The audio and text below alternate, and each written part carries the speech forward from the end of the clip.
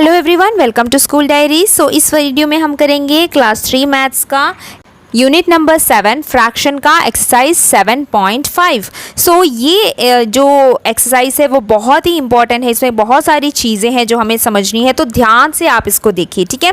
तो सबसे पहला टॉपिक देखिए, यहाँ पे है लाइक फ्रैक्शन और अनलाइक फ्रैक्शन।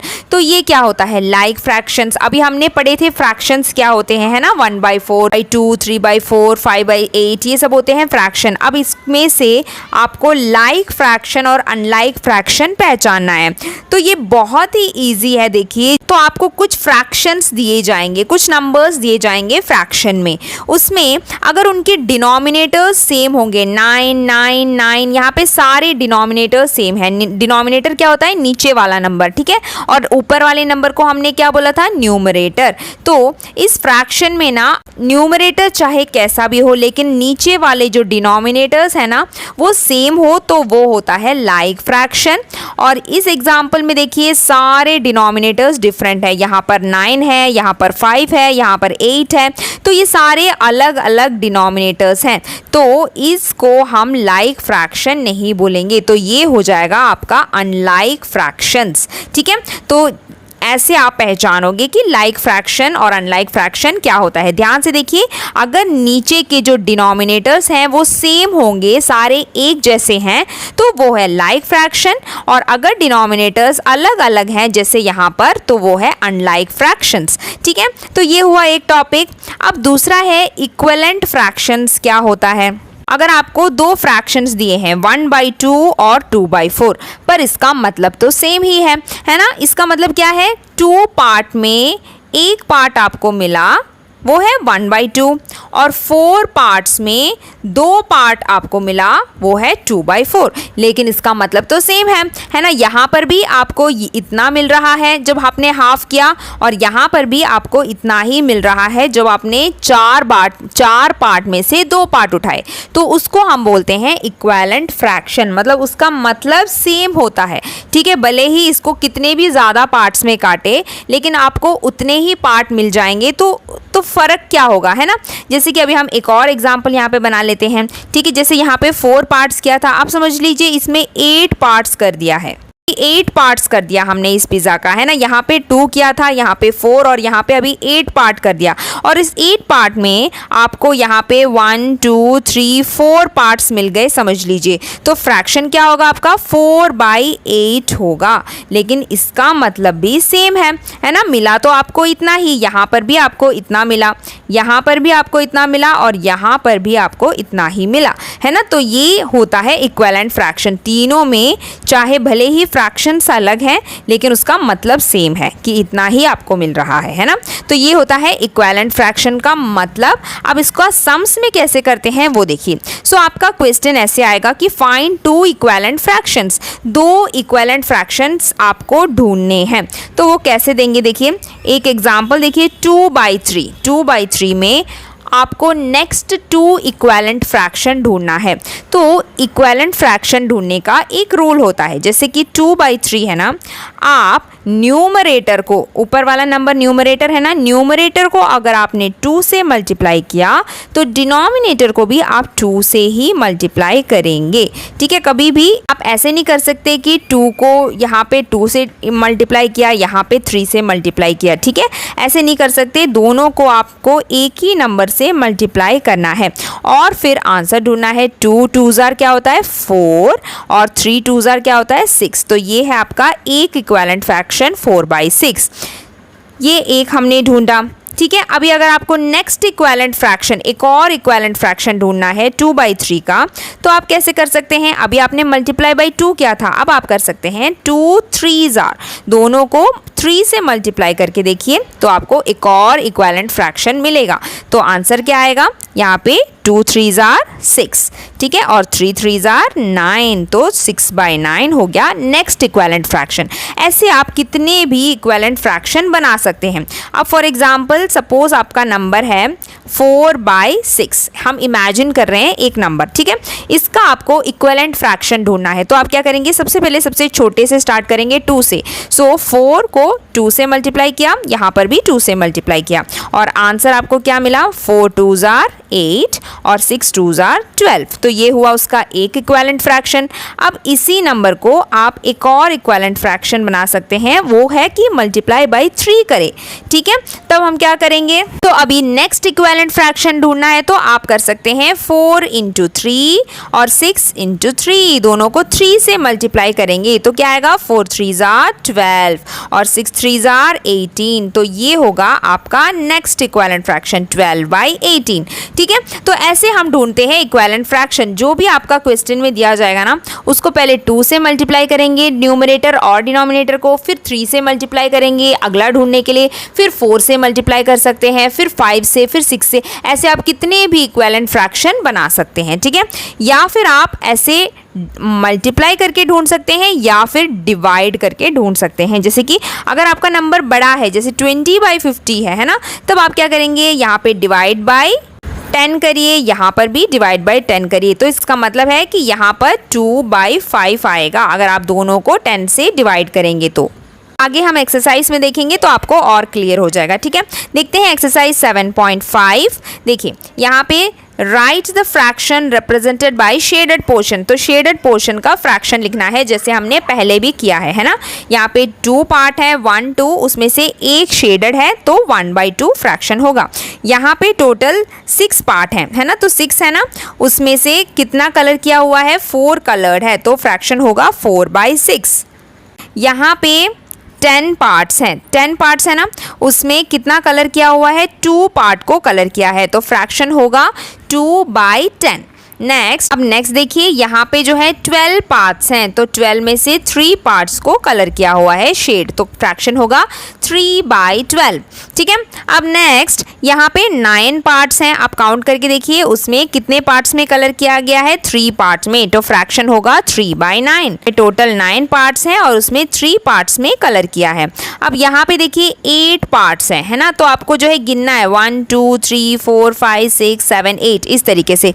तो टोटल 8 पार्ट्स हैं और उस 8 पार्ट में कितने पार्ट्स में कलरिंग है, 6 पार्ट में कलरिंग है तो फ्रैक्शन होगा 6/8।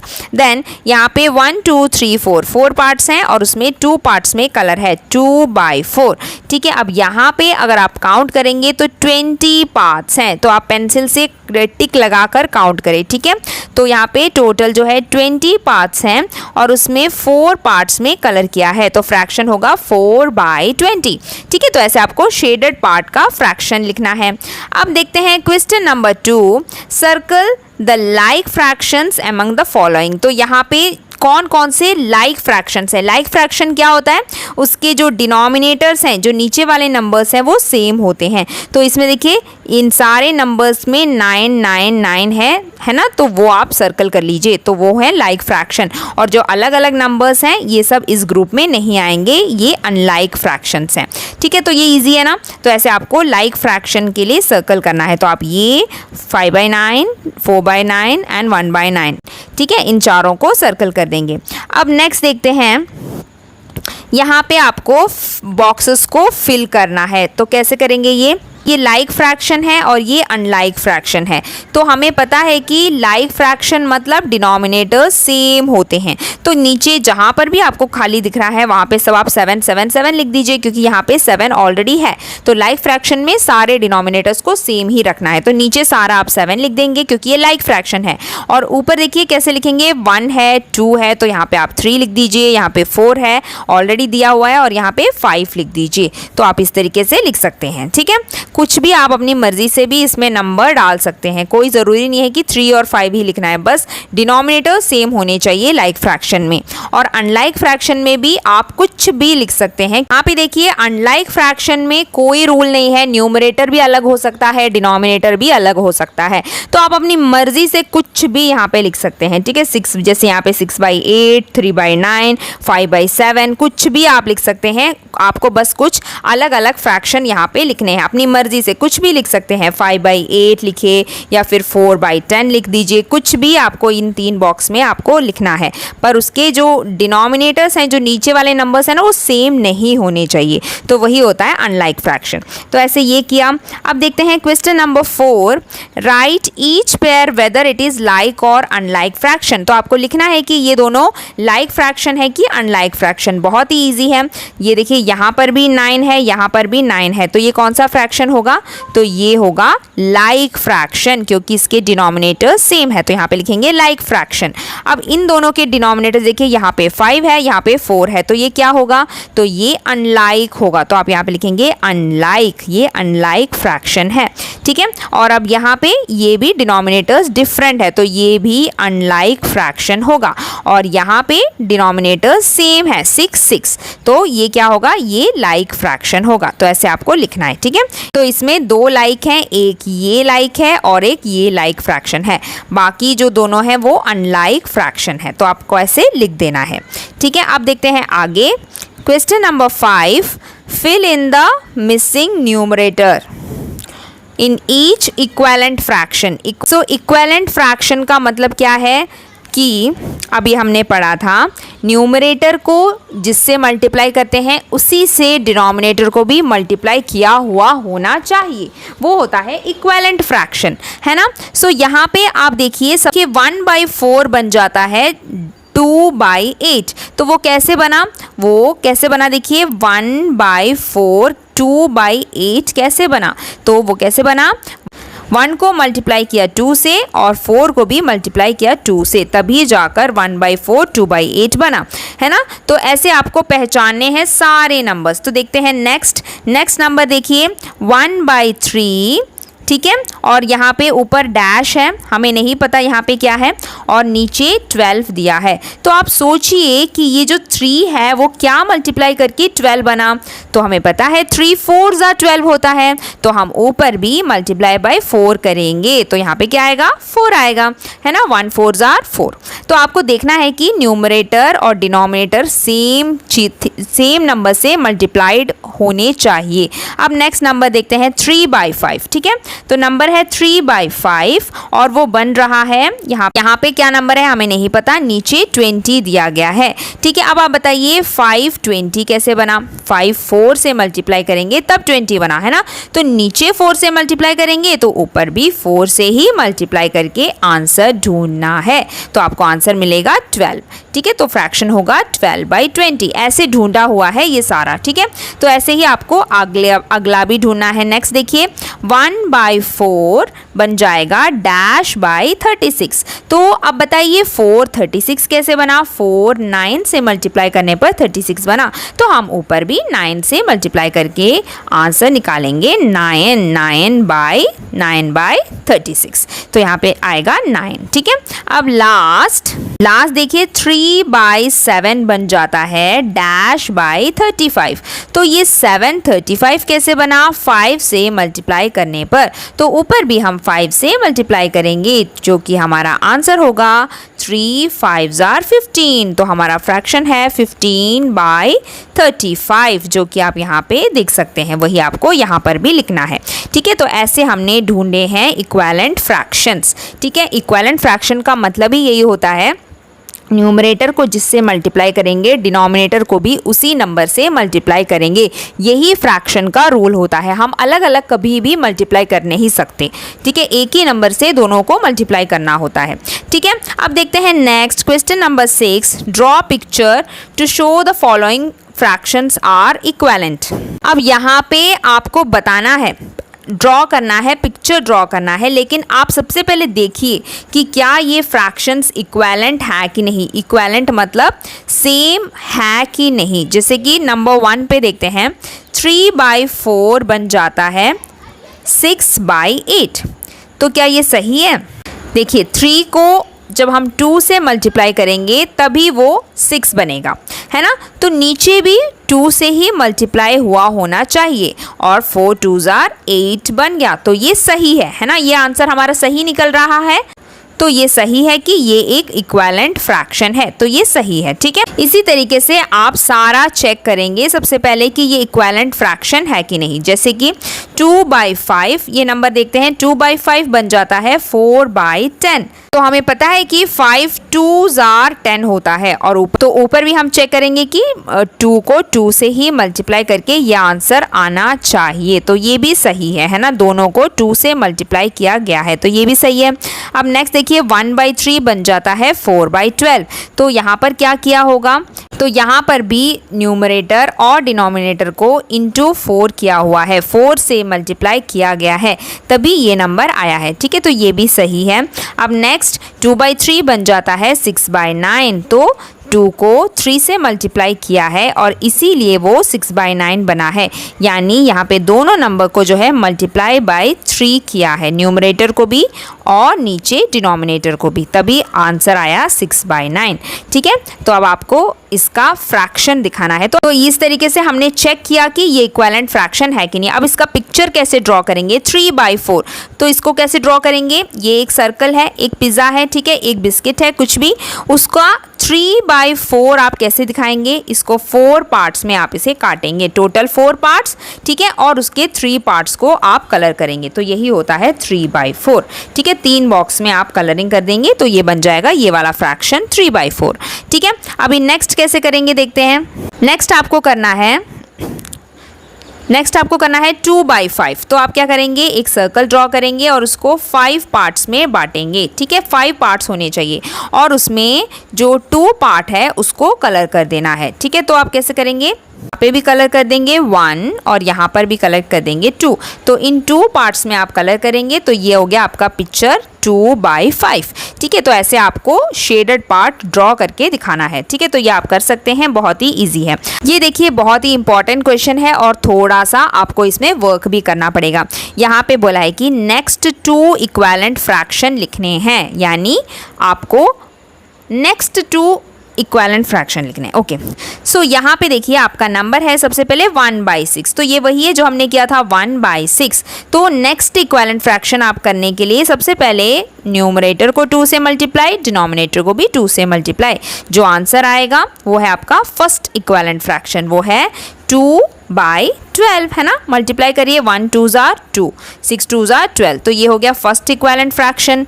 ठीक है, अभी नेक्स्ट इक्विवेलेंट फ्रैक्शन आप कैसे ढूंढेंगे, इसी नंबर को आप अब 3 से मल्टीप्लाई करिए। पहले आपने 2 से किया ना, अब 3 से करिए, multiply by 3, multiply by 3, so answer होगा 3/18। ये है नेक्स्ट इक्विवेलेंट फ्रैक्शन। तो ऐसे आपको 2 इक्विवेलेंट फ्रैक्शंस ढूंढने हैं, एक है 2/18 और दूसरा है 3/18। ठीक है, अब देखते हैं अगले नंबर के साथ। तो आपका अगला नंबर है 2/5, सो लिखेंगे 2/5। सबसे पहले 2 से मल्टीप्लाई करेंगे, multiply by 2, 5 multiply by 2, so answer आएगा आपका 2 2s are 4 और नीचे 5 2s are 10। ये हो गया फर्स्ट नंबर। अब इसी नंबर को आपको जो है 2 को हटा के 3 से मल्टीप्लाई करना है, 3 और आपको अगला इक्विवेलेंट फ्रैक्शन मिलेगा जो कि होगा 2 3s are 6 और नीचे 5 3s are 15, तो 6/15 ये होगा आपका अगला इक्विवेलेंट फ्रैक्शन। ठीक है, तो 2 मिल गया। अब इसी तरीके से नेक्स्ट करते हैं। नेक्स्ट नंबर है 3/8। ठीक है, तो ऊपर लिखेंगे 3/8, पहले करेंगे 2 से मल्टीप्लाई दोनों नंबर को और आंसर ढूंढेंगे 6/16। ठीक है, तो 6/16 ये हो गया पहला इक्विवेलेंट फ्रैक्शन। फिर 2 को हटा दीजिए और वहाँ पर लिखिए 3 से मल्टीप्लाई करेंगे और फिर आंसर ढूंढेंगे, तो कितना मिलेगा आंसर, 3 3s are 9 और 8 3s are 24, सो 9/24 हुआ नेक्स्ट इक्विवेलेंट फ्रैक्शन। ऐसे आपको करना है ये सारा जो बाकी भी बचा है। ठीक है, जल्दी से देखते हैं। नेक्स्ट 4/9। ठीक है, 4/9 सबसे पहले इंटू 2 आंसर फाइंड करेंगे, 4 2s are 8 और नीचे 9 2s are 18। एक इक्विवेलेंट फ्रैक्शन हो गया। अब दूसरे के लिए आप यहाँ पे 3 कर देंगे, 3 और फिर न्यू आंसर फाइंड करेंगे। 3 के साथ मल्टीप्लाई करने पर क्या आएगा, 3 4s are 12 and 9 3s are 27, सो 12/27 दूसरा इक्विवेलेंट फ्रैक्शन। ठीक है, अब last question number last one E. ठीक है, 1/10 इसको हम कैसे करेंगे, इंटू 2। ठीक है, सो आंसर होगा 2/20। ये आपका पहला इक्विवेलेंट फ्रैक्शन है 2/20। अब दूसरा इक्विवेलेंट फ्रैक्शन के लिए आप 3 से मल्टीप्लाई करेंगे, सो 3 और यहाँ पे 3। तो अभी न्यू आंसर आपको क्या मिलेगा, देखिए न्यू आंसर आपको आएगा 3 1s are 3 and 3 10s are 30। सो 330, 3/30। ठीक है, तो ऐसे आपको ढूंढना है इक्विवेलेंट फ्रैक्शन। होप आपको समझ में आया होगा। अब मिलते हैं अगले वीडियो में अगली एक्सरसाइज के साथ। तब तक के लिए बाय बाय, टेक केयर।